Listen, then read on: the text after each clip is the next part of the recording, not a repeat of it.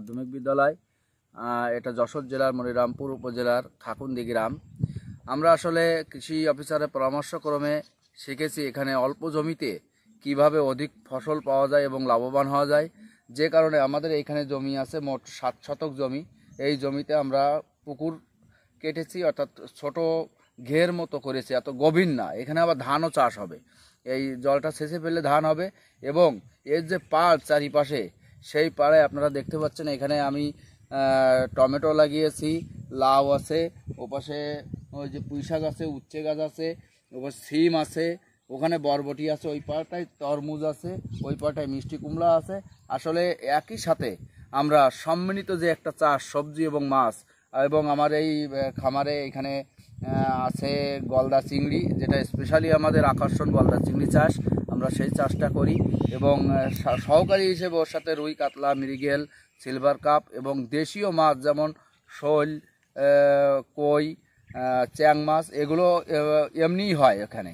যেহেতু বর্ষার সময় আসলে ওই মাছগুলো এমনিতেই জন্মায়, ওগুলো ছাড়া লাগে না। কিন্তু গলদা চিংড়ি এবং সাদা মাছগুলো আমাদের ছাড়া হয়, এবং অল্প করে পরিমিত পরিমাণ খাদ্যের মাধ্যমে তাদেরকে আস্তে আস্তে বড় করা হয়। এবং এর জীবনকাল হচ্ছে 4 মাস। 4 মাসে আমাদের এই চাষটা কমপ্লিট হয়ে যায়। দেখেন, আপনারা দেখতে পাচ্ছেন এখানে আসলে ঘেরে যতটা না লাভবান হওয়া যায়, পাড়ে তার থেকে বেশি। এইখানে যে টমেটো গাছগুলো আছে আপনারা দেখছেন, এই টমেটোগুলো অনেক অধিক ফলন। এখন আসলে 3য় পর্যায়ের ফলন এটা। যখন আমি প্রথম এটা তুলেছি তখন একবারে 1 মণ 1.5 মণ করে এক দিনই উঠেছে, অর্থাৎ তখন আমাদের কেজি ছিল 160 টাকা।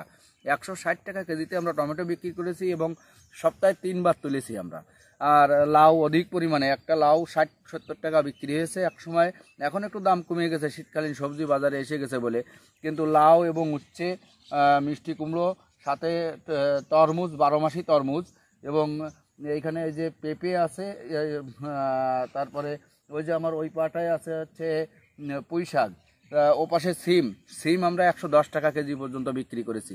তো অল্প জমিতে আমরা কিভাবে লাভবান হওয়া যায়, কৃষি অফিসারের পরামর্শক্রমে আমরা এটা করেছি, এবং সুন্দরভাবে আমরা সম্মিলিত যে একটা চাষ, সেই চাষটা সফল হয়েছে। এক কথায় বলা যায় আমাদের এলাকার যে কৃষকরা আছে, এই কৃষকরা এই অল্প জমিতে মাছ চাষ এবং সবজি চাষ করে তারা সফল। আপনারাও চেষ্টা করবেন, বেশি বেশি করে চেষ্টা করবেন, এবং সফল হবেন, এটা আশাবাদী। ফল তুলতেছি আমি, তারপর এখনো 2 বার 3 বার হবে এই গাছে। এই ফলটা একসঙ্গে পাওয়া যায়, একসঙ্গে ফলটা ধরে আর একসঙ্গে ফলটা পাকে, একসঙ্গে একটু দামে বিক্রি করা যাবে, এই জন্য।